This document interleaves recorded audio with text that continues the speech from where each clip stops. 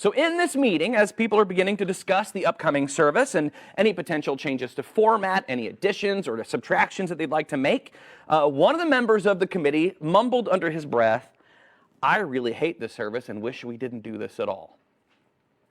And you would have thought that he said, "I hate America." It was the most disruptive phrase ever said in this meeting.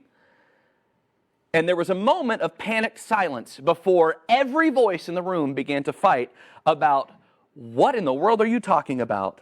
There were voices that were retorted things like, "I love this service so much that we should only do this service that day," right? Somebody from the far side of the table started calling the people on the other side traitors and communists. Those labeled traitors and communists started responding by calling other folks on the other side zealots and nationalists. It was really ugly, and it got that way super fast. And a few tense moments later, as calm finally began to resume and people just red in the face just stopped talking and just sat in their anger, the pastor pointed out that apparently there were a lot of feelings surrounding this particular service. And she was questioning everybody, why in the world did this get so heated so fast?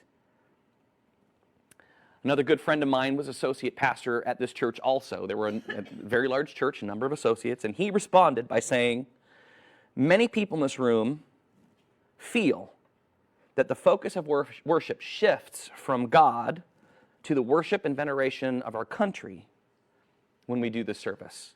He continued with one sentence that still feels a little bit like a bit of a stab to me. He said, "Some people in this room feel like this kind of performance of worship is idolatry." The unspoken problem that a number of people were thinking was finally laid out on the table.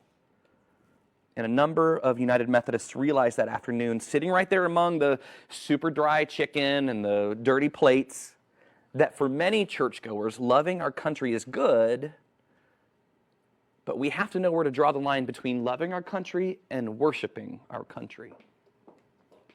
So church, hear me when I say this. Patriotism is beautiful. But confusing the kingdom of God with an earthly nation is spiritually dangerous.